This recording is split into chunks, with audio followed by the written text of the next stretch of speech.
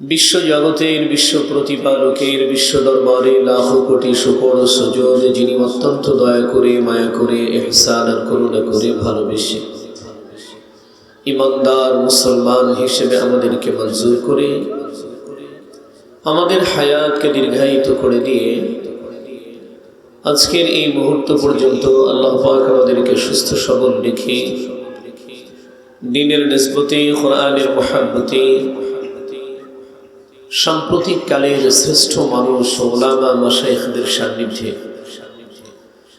বিশ্বের সর্বশ্রেষ্ঠ গ্রন্থ পবিত্র কোরআনুল কারীমের তাফসীরি আলোচনার মাহফিলে জান্নাতি আয়োজনের মাঝে ঈমানি চেতনা নিয়ে আল্লাহ পাক আমাদেরকে আসবার বসবার দুটি কথা বলা এবং শোনার সুযোগ দান করেছেন। এজন্য সেই আরশের মালিকের দরবারে আমরা সকলেই কালেমাত শুকর আদায় করছি। জবান খুলে উঁচু আওয়াজে দরদ ভরা কণ্ঠে শ্রদ্ধা আর ভালোবাসা নিয়ে আবেগের সাথে দিল থেকে মহব্বতে সকলে মিলে পড়ি আলহামদুলিল্লাহ। শত কোটি দরুদ ও সালাম বর্ষিত হোক সেই মহান মানবতার মুক্তির দূত আকায়ে নামদার তাজদার মদিনা সৈয়দুল মুরসালিন খাতামুন নবিয়্যিন শাফিউল মুজরিমিন নবিয়ুল আম্বিয়া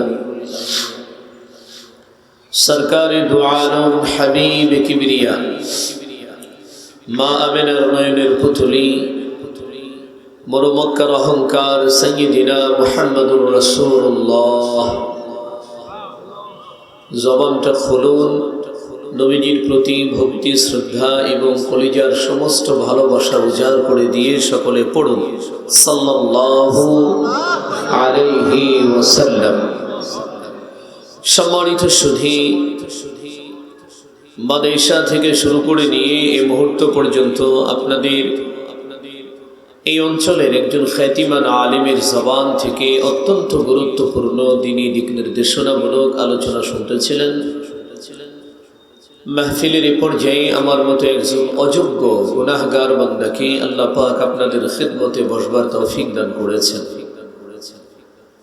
আমি গুনাহগার, মহান আল্লাহ তাবারক ওয়া তাআলার উপরে পূর্ণ আস্থা রেখে পবিত্র কালামে পাক থেকে একখানা আয়াতে কারিমা আপনাদের সম্মুখে তিলাওয়াত করেছি। সেই সাথে রাসূল করিম সাল্লাল্লাহু আলাইহি ওয়াসাল্লামের অসংখ্য অগণিত হাদিসে মুবারকা হতে ছোট্ট ছোট্ট দুইটি ইবারত আমি আপনাদের সম্মুখে পড়েছি। আপনাদের দোয়া এবং আল্লাহ পাক রব্বুল আলামিনের দয়া যদি শামিলে হাল হয়, তাহলে পঠিত আয়াত এবং হাদিসকে সামনে রেখে মুখতাসার সময় দ্বীনি কিছু কথা বলার জন্য ইরাদা করছি।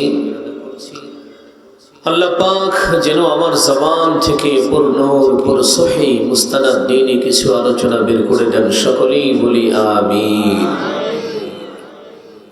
সম্মানিত সুধী,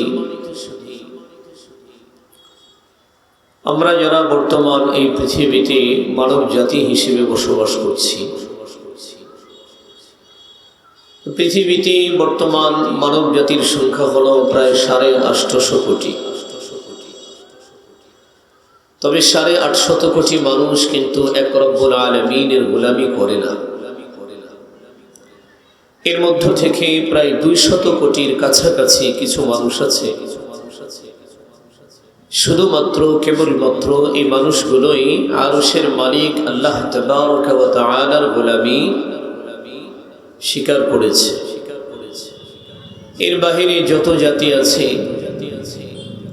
এরা সবাই অন্য কোনো না কোনো প্রভুর গোলামি করে, কাউকে না কাউকে স্রষ্টা হিসাবে তারা মেনেই নিয়েছে। জন্য পৃথিবীর সমস্ত মানুষগুলোকে আমরা যদি দুই ভাগে ভাগ করি, তাহলে একদল মানুষের নাম হবে নাস্তিক, আরেক দল মানুষের নাম হবে আস্তিক। সম্মানিত সুধী, নাস্তিক এবং আস্তিক ছাড়া পৃথিবীর জমিনে আর কোনো মানুষ নেই। নাস্তিক এবং আস্তিক ছাড়া পৃথিবীতে আর কোনো মানুষ আমার দিকে তাকান, এদিকে তাকান। হ্যাঁ হ্যাঁ, ওনারা দুইজন চান্দের দেশ থেকে আসে নাই, কিন্তু এখানকারই লোক, ঠিক না? আর ওনারা কি বলতেছে ওটা কিন্তু আপনারা শুনতেও পারতেছেন না, খালি ভঙ্গিটা দেখতেছেন, তাতে লাভটা কি? আইসেন ওয়াজ শুনতে, আমার দিকে তাকায় থাকবেন। আশেপাশে যদি মারামারিও হয় উঠে যাওয়া যাবে না, অন্য কোনো কিছু দেখা যাবে না, তাহলে কোরআনের অসম্মান করা হবে। কি করা হবে? কথা বলেন না কেন? কি করা হবে? কোরআনে কারীমের তাফসীরি আলোচনার মাহফিলে বসে যদি এদিক ওদিকে তাকায় থাকেন, বসে বসে বাদাম খান, পান খান, একজন আর একজনকে পান বের করে দেন, তাকে ডাকাডাকি করেন, হাতে চুন ভরাইয়া দেন, এগুলো শোভনীয় না।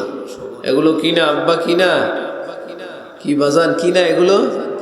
এই তো বাজান বুঝে ফেলাইছে, ঠিক না? হ্যাঁ, খাইয়েন, সমস্যা নাই, পান আমিও খাই। আমারও যদি মনে চায়, আমি যদি এখন পানের বাটা লইয়া বসি, তাহলে আপনারা কি আমারে কি পাগল বলবেন না? এই বেটারে কি আনছে, এটা ওয়াজ করতে পান খায়। আপনারা ওয়াজ শুনতে পান খাইতে পারেন, আমি ওয়াজ করতে পান খাইতে পারবো না? তাহলে এই জন্য শোনাওয়ালারাও খাবে না, ওয়াজ করেওয়ালাও খাবে না। আপনারা যদি খাওয়ান শুরু করেন, আমিও খাওয়ান শুরু করব। আমি মাহফিল আইছি মতো এখনো কিন্তু ভাত খাইছি না। যদি আপনারা খান, তাহলে আমি কমিটির আমার বাদ দিয়ে যান, আমি খাইয়া পরে ওয়াজ করব। এলিকে আপনারা আমার সাথে আছেন তো ঠিকঠাক মতো? আলহামদুলিল্লাহ বলেন। দুহাত উঁচু উঁচু করে আমার আল্লাহকে দেখান, সকলেই দুহাত উঁচু করেন, হাত নাড়া দেন এইভাবে টান টান করে। দেখেন জান্নাতের বাগানে ফুল ফুটে গেছে। আলহামদুলিল্লাহ বলেন, বলেন আলহামদুলিল্লাহ, বলেন সুবহানাল্লাহ ওয়ালহামদুলিল্লাহ ওয়ালা ইলাহা ইল্লাল্লাহ। হাত নামান। এই যেমন এই যে হাত উঁচু করে আমার দিকে ছিলেন, এইভাবেই থাকবেন। লম্বা সময় কথা হবে না, যা কথা হবে গুরুত্বপূর্ণ দু একটা কথা।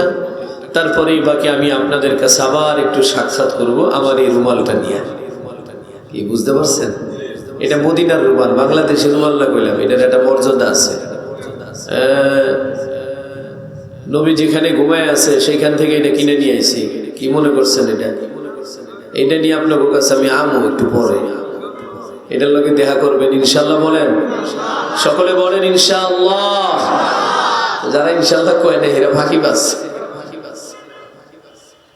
আলহামদুলিল্লাহ।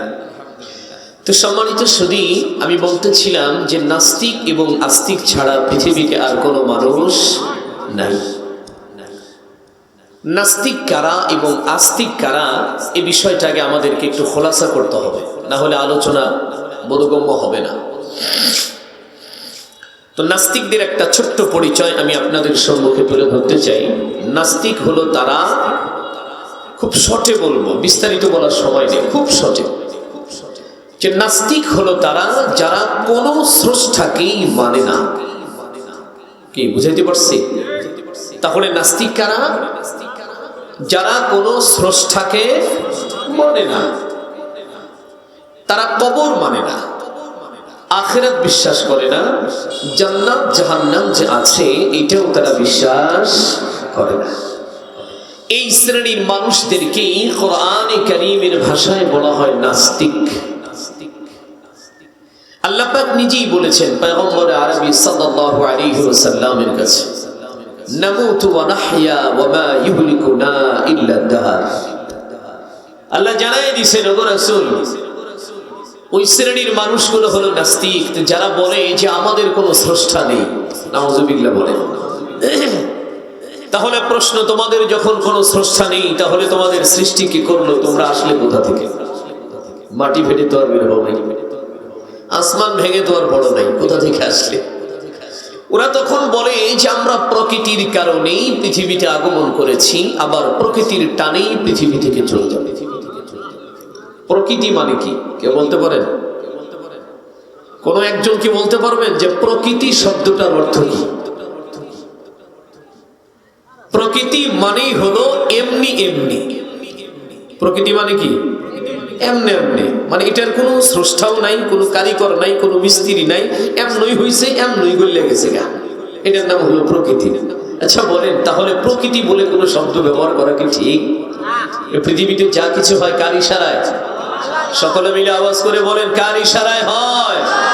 আল্লাহ পাকের ইশারায় হয়। তাহলে ওরা প্রকৃতির কারণেই দুনিয়াতে আসছে, এমনই দুনিয়াতে আইসা আবার এমনই যাইব। এটা কোনো কথা হইল? তারা বলে যে আমরা যখন মরে যাব তখন মাটির সাথে মিশে আমরা মাটি হয়ে যাব, আমাদেরকে কেউ ধরতেও পারবে না, ছুতেও পারবে না। কবর জগৎ এটা ভাওতাবাজি, মিথ্যা বানোয়াটি একটা কথা। আলেম সম্প্রদায় এই কথাগুলো বলে মানুষকে ইমোশনালি ব্ল্যাকমেইল করে তারা মানুষদের কাছ থেকে কিছু উপার্জন করে খায়। আমরা নাকি বলি এমনি বলি বলে মানুষকে বোকাঝোকা বানিয়ে তাদের কাছ থেকে কিছু আমরা নিয়ে খাই। নাউজুবিল্লাহ। এটা হলো তাদের ধারণা। তো এই শ্রেণীর মানুষদেরকে কালামে পাকের ভাষায় কি বলা হয়? নাস্তিক। নাস্তিক আওয়াজ দিয়ে বলেন, কি বলা হয়? নাস্তিক বলা হয়। এবার আসুন সম্মানিত সুধী, যে আস্তিক কাদেরকে বলা হয়? আস্তিক হলো তারা যারা স্রষ্টায় বিশ্বাসী, কবরে বিশ্বাসী, আখিরাতে বিশ্বাসী, জান্নাত জাহান্নামে বিশ্বাসী। একটা কথা খুব ভালো করে মনে রাখতে হবে আমাদের, যে এই পৃথিবীতে যত আস্তিক্য মতবাদের বিশ্বাসী মানুষ আছে, এদের প্রত্যেকের দিলের ভেতরে একটা কমন চাহিদা আর একটা কমন টার্গেট আছে। সেটা কখন? মৃত্যু পরবর্তীকালীন যেই জীবনটা শুরু হবে, ওই জীবনের জন্য তাদের দিলে একটা কমন চাহিদা আছে। সেটা কি? যারাই আস্তিক, যারাই ধর্ম বিশ্বাস করে, স্রষ্টা বিশ্বাস করে, আখিরাত বিশ্বাস করে, এদের দিলের তামান্না হলো যে মৃত্যু পরবর্তীকালীন জীবনে আমরা সকলেই জান্নাতের অধিবাসী হব। এটা হলো তাদের দিলের তামান্না। এখন প্রশ্ন হলো যে আস্তিক কারা কারা? আস্তিক কি একটা দল, নাকি এদের ভেতরে অনেকগুলি দলে বিভক্ত? বেশ কয়েকটা দলে আস্তিকদের ভেতরে বিভক্ত হয়েছে। যেমন প্রথম নম্বরে ধরে নিতে পারেন হলো সনাতনী ধর্ম যারা পালন করে তারা। সনাতনী চিনেন? হিন্দু। সনাতন চিনেন? আসলে হিন্দু কোনো ধর্ম না, সনাতনী হলো ধর্ম। এদেরকেই বলা হয় সনাতনী। তো ওদেরও দিলের তামান্না ওরা যখন মরে যাবে তখন কোথায় যাবে? স্বর্গে। স্বর্গে স্বর্গে, হ্যাঁ, কোথায়? স্বর্গে। আচ্ছা, আরেকটা কথা ক্লিয়ার করে নেই। আমরা হয়তো অনেকেই ভাবতে পারি যে তারা যখন স্বর্গ বলে আখ্যা দিয়েছে, তো এই স্বর্গ বুঝি আলাদা কোনো জায়গা, আর জান্নাত আলাদা, আবার বেহেশত আলাদা। না, তিনটা জায়গা না, মূলত জায়গা হলো একটা। জায়গা কয়টা বাবা? জায়গা হলো একটা, কিন্তু নামের ভিন্নতা। নাম তিনটা। ওরা খাঁটি বাংলা ব্যবহার করে, এজন্য বলে স্বর্গ। আমরা যারা মুসলিম, ওরা স্বর্গ বলার কারণে আমরা ওটাকে উপেক্ষা করে আমরা বলি আরবিতে জান্নাত, ঠিক না? উর্দু অথবা ফার্সিতে আমরা বলি বেহেশত, ওরা বলে স্বর্গ। মূলত জায়গা কিন্তু একটাই। তো সম্মানিত সুধী, তাদের কেউ যখন মারা যায় তখন তাদের ধারণা যে এই মানুষটা স্বর্গবাসী হয়ে গেছে। এটা হলো তাদের চেতনা, তাদের ধারণা। এই জন্য দেখবেন আমাদের এলাকায় বা আপনাদের এলাকায় অনেক বড় বড় মিষ্টির দোকান আছে, বা বড় বড় পুরানা কিছু মনোহারি দোকান আছে, আছে না? মুদিখানা, যেগুলো সনাতনীদের, বহু পুরানা, 3 পুরুষ ধরে ব্যবসা করে আসতেছে। তো ওই আগের পুরুষ যিনি মারা গেছেন, তো ওনার একটা ছবি মালা দিয়া, ফুল দিয়া দেখবেন দোকানের সামনে বা ভেতরে ক্যাশবাক্সের উপরে কোনো একটা জায়গায় লাগানো আছে, ঠিক না? এই ছবিটার নিচে অংশে দেখবেন তার নাম লেখা থাকবে। ওই নামের আগে কিন্তু স্বর্গীয় শব্দটা বাধ্যতামূলক ব্যবহার করা হয়েছে। খুঁজে দেখবেন আপনারা যে স্বর্গীয় শব্দটা সেখানে অবশ্যই ব্যবহার করা হয়েছে। কেন? যে তাদের চিন্তা চেতনা হলো যে উনি মারা গেছেন, তো কোথায় চলে গেছেন? স্বর্গে চলে গেছেন। তো 1 নম্বরে হলো সনাতনী, 2 নম্বরে হলো খ্রিস্টান, 3 নম্বরে হলো ইহুদি, 4 নম্বরে নাসারা, 5 নম্বরে হলো মুসলমান। এই যে 5টা দলের নাম আমি আপনাদের সামনে উল্লেখ করেছি, এরা সকলেই কিন্তু আস্তিক্য মতবাদের বিশ্বাসী। তবে বিশ্বাসের ভেতরে একটু প্রবলেম আছে। আমরা গোলামি করি এক আল্লাহর। কথা বলেন কয়জনের? কোনো সন্দেহ আছে তাতে? নাই। যারা সনাতনী তারা গোলামি করে 12 মাসে 13 জনের, ঠিক কিনা? খ্রিস্টান যারা তারা এক আল্লাহর গোলামি করে না, আল্লাহ পাকের সাথে আরো 2 জনকে শরীক করেছে। ইহুদি যারা তারা এক আল্লাহর গোলামি করে না, আল্লাহর সাথে আরো একজনকে শরীক করেছে। নাসারা যারা তারাও আল্লাহর সাথে আরো একজনকেও শরীক করেছে। শরীক করা মানে হলো শিরক করা। শিরক, যে শিরক সম্পর্কে আল্লাহ পাক রব্বুল আলামিন পবিত্র কালামে হাকিমে বলেন, বিসমিল্লাহির রহমানির রহিম,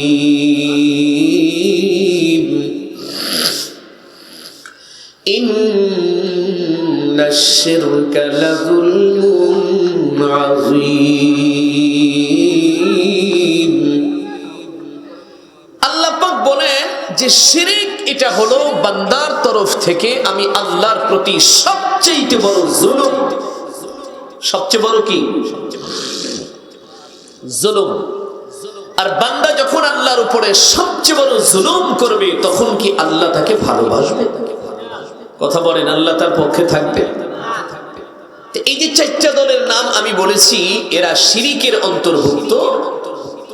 শিরিক করার পরেও তাদের দিলের তামান্না হলো আল্লাহ পাকের জান্নাত দখল করা।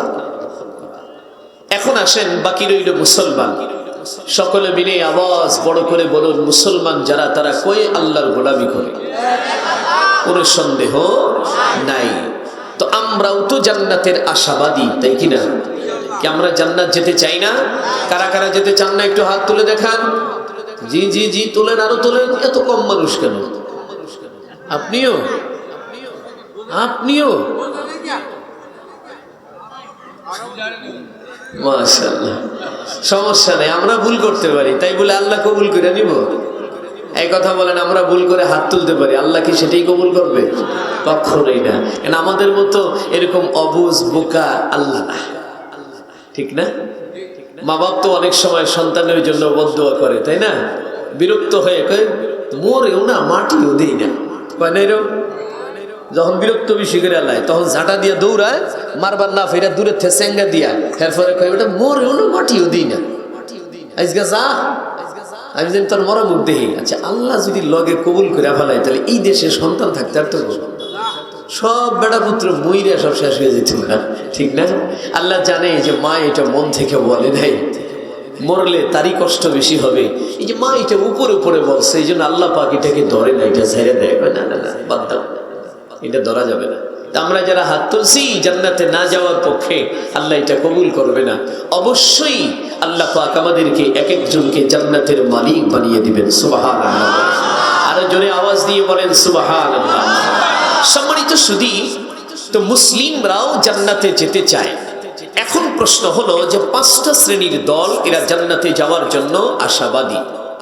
যে আল্লাহ পাক রব্বুল আলামিন জান্নাত বানিয়েছেন, এটা তার ব্যক্তিগত সম্পদ, উনি কাদেরকে দেবেন এটা সিলেকশন কি আমরা করব নাকি আল্লাহ করবে? নিশ্চয়ই আল্লাহ করবে।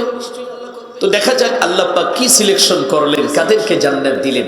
তা আজকে আমার মূল আলোচনার বিষয়বস্তু হলো জান্নাতি মানুষের পরিচয়। কি মনে থাকবে তো যে কারা জান্নাতে যাবে তাদের একটা ছোট্ট পরিচয় আমি আপনাদের সম্মুখে তুলে ধরবো ইনশাআল্লাহ। তো সম্মানিত সুধী, আল্লাহ সুবহানাহু ওয়া তাআলা তেনার হাবিব, তেনার পিয়ারা দোস্ত মুহাম্মদুর রাসূলুল্লাহ সাল্লাল্লাহু আলাইহি ওয়াসাল্লামকে আল্লাহ পাক জানিয়ে দিয়েছেন, যোগো রাসূল আপনি পৃথিবীর মানুষদেরকে জানিয়ে দিন যে জান্নাতে কারা যাবে, কি পুঁজি থাকলে সে মানুষটা জান্নাতের অধিবাসী হতে পারবে। এটা রাসূলের মাধ্যমে আল্লাহ পাক ঘোষণা দিয়েছেন।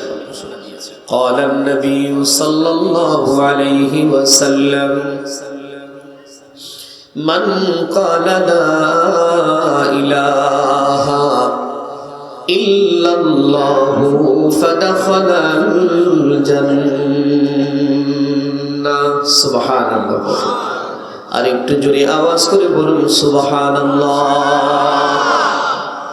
মুসলমান বাবাজিরা আমার, আল্লাহ পাক রব্বুল আলামিনের নবী সরকারে দু আলম মুহাম্মদ আরবি সাল্লাল্লাহু আলাইহি ওয়াসাল্লাম বলেন, মান ক্বালা লা ইলাহা ইল্লাল্লাহু ফাদাখালাল জান্নাহ।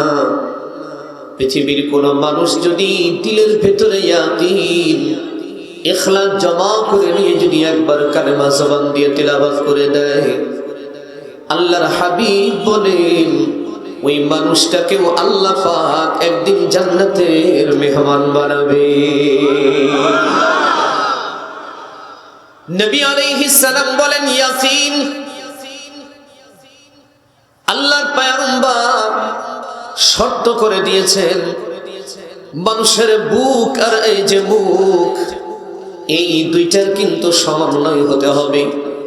আপনি মুখে কালেমা উচ্চারণ করেছেন লা ইলাহা ইল্লাল্লাহু মুহাম্মাদুর রাসূলুল্লাহ, কিন্তু আপনার দিলের ভেতরে কালেমার ইয়াকিন নাই, বিশ্বাস নাই। আল্লাহর নবী বলেন ওই মানুষটাকে আল্লাহ জান্নাত দিবে না, কারণ সে ঈমানদার হইতে পারে নাই। আবার কোন মানুষ অন্তরের ভেতরে বিশ্বাস করেছে কিন্তু জীবনে একবারও তার জবানে কালেমার স্বীকৃতি দেয় নাই, আল্লাহর রাসূল বলেন ওই মানুষটাও জান্নাতের অধিবাসী হইতে পারবে না। কারণ দেখেন না, নবীজির চাচা আবু তালিব আল্লাহর হাবিবকে যতখানি মহব্বত করেছেন, যে পরিমাণে ভালোবেসেছেন, আদর যত্ন দিয়েছেন, ওরকম মহব্বত আর ভালোবাসা পৃথিবীর কোনো উম্মত আল্লাহর রাসূলকে করতে পারবে না, ঠিক কিনা? কারণ উনি ছিলেন চাচা, কোলে পিঠে করে বড় করেছেন, এরপরে বিবাহ শাদী করিয়েছেন। যখন শত্রু বাহিনী আল্লাহর হাবিবের উপরে যখন হামলা করতে আসছে, আবু তালিব তিনি ঢাল হয়ে সামনে দাঁড়িয়ে গেছেন।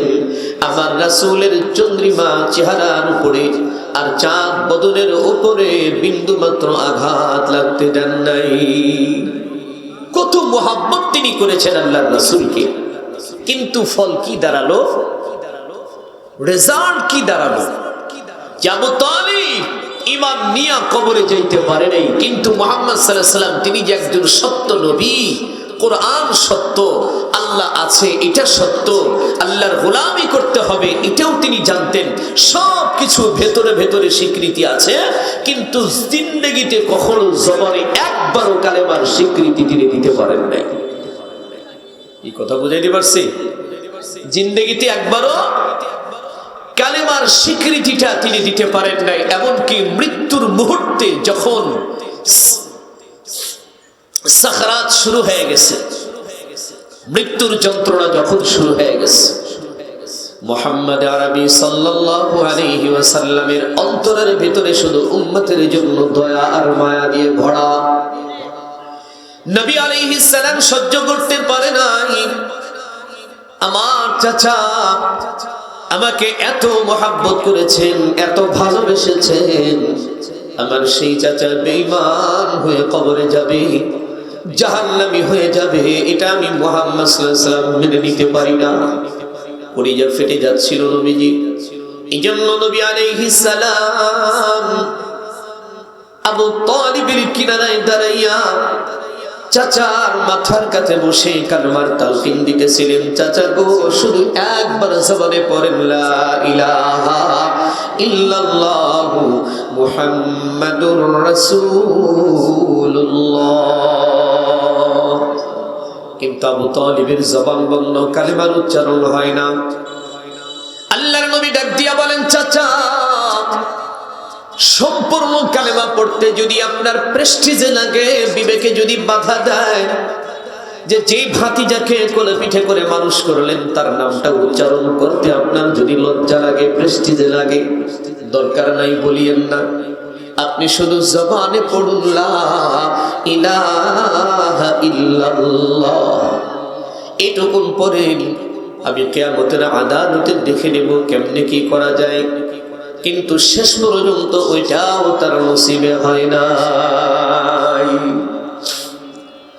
এই জন্য বাবা, কালেমা কেউ যদি অন্তর দিয়ে বিশ্বাস করে কিন্তু জবানে পড়ে নাই, ওই মানুষটাও ঈমানদার না।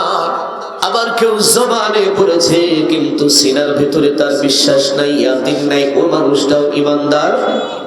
যেমন আমরা প্রাইমারি সেকশনে যখন লেখাপড়া করতাম ছোটবেলায়, হিন্দু পাড়ার অনেক ছেলে মেয়ে আমাদের সাথে পড়াশোনা করত, বন্ধু বান্ধব ছিল। মাঝে মধ্যে ওরা এসে আমাদেরকে সূরাতুল ফাতিহা পড়ে শোনাইতো। দুআ ইউনূস, লা ইলাহা ইল্লা আনতা সুবহানাকা ইন্নী কুনতু মিনাজ জালিমিন, এটা পড়েও আমাদেরকে শুনিয়েছে। কালেমায়ে শাহাদাত পড়ে শোনাইতো, কালিমা তাইয়্যিবা পড়ে আমাদেরকে শোনাইতো। তার মানে এই না তারা মুসলমান হয়ে গেল, ঈমানদার হয়ে গেল, তা কিন্তু না। কারণ তারা পড়েছে শোনানোর জন্য জবানে, অন্তরের ভেতরে কিন্তু কালেমার ইয়াকিন ছিল না। নবী আলাইহিস সালাম বলেন, মান ক্বালা লা ইলাহা ইল্লাল্লাহ ফাদাখালাল জান্নাহ।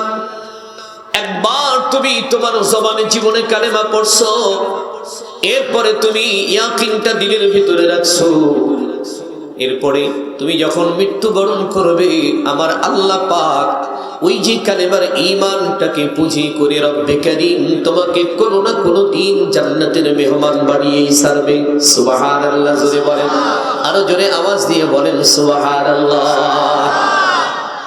قال النبي صلى الله عليه وسلم من كان في قلبه مثقال حبة خردل من إيمان دخل الجنة।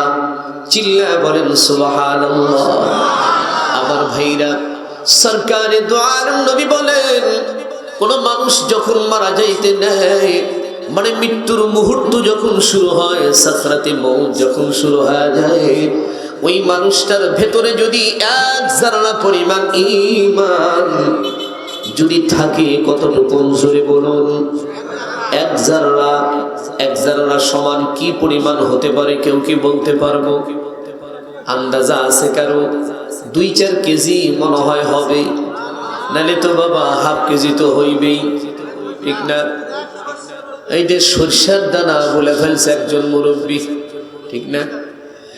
এটা বেশি জায়গায় পাওয়া যায় নাই, মাত্র 2টা জায়গার ভেতরে 2টা ব্যাখ্যা আমি তালাশ করে পেয়েছি যে যাররা শব্দের ব্যাখ্যাটা আসলে কি, এটা কি পরিমাণ কতটুকু হতে পারে।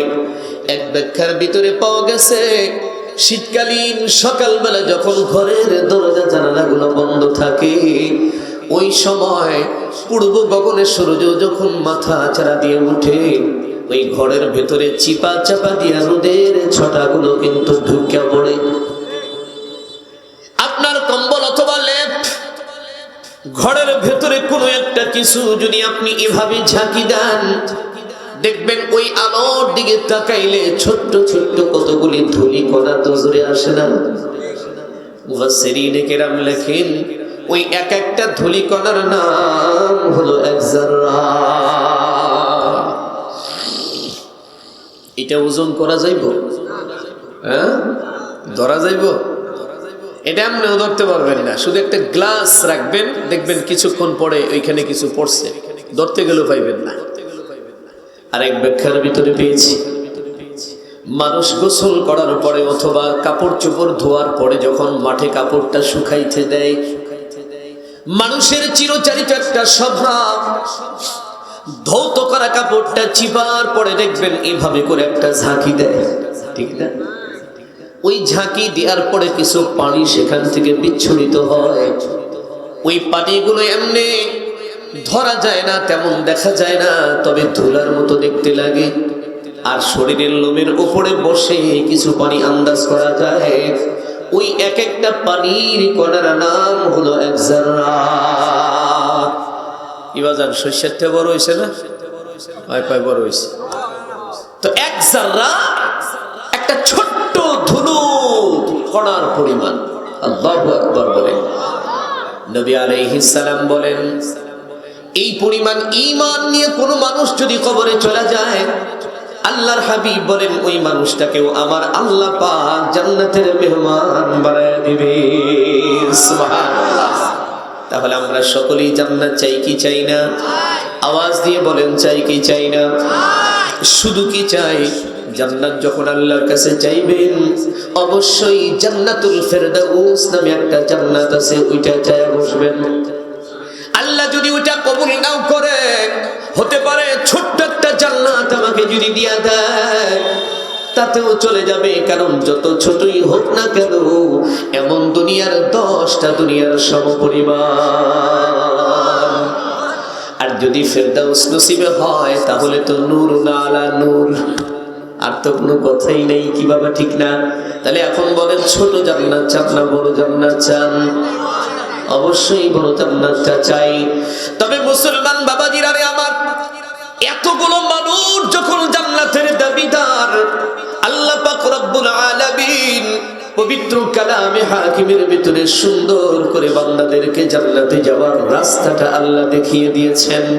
আল্লাহ রাহবারি করেছেন, কমিটমেন্ট করেছেন কোন পথে তোমরা জান্নাতে যাইবা। রব্বি কারীম কালামে হাকিমের মাধ্যমে ডাক দিয়ে বলেন আম হাসিবতুম, আল্লাহ বলেন আম হাসিবতুম, এই তোমরা কি মনে করেছো আনতা দুখুলুল জান্নাহ, মরে যাবে আর আমি আল্লাহ পাক সাথে সাথে তোমাদেরকে জান্নাতে নিয়ে রাখবো? না না, এমনটা কখনোই হবে না। মরার সাথে সাথে যে জান্নাত পেয়ে যাইবা তা কিন্তু হবে না। তাহলে কখন জান্নাত পাওয়া যাবে? রব্বুল আলামিন বলেন ওয়ালাম্মা ইয়াতিকুম মাসালুল লাযীনা খালাউ মিন ক্বাবলিকুম মাসাতুহুমুল বাসাউ ওয়াদ-দাররাউ وزلزلوا حتى يقول الرسول والذين آمنوا معه متى نصر الله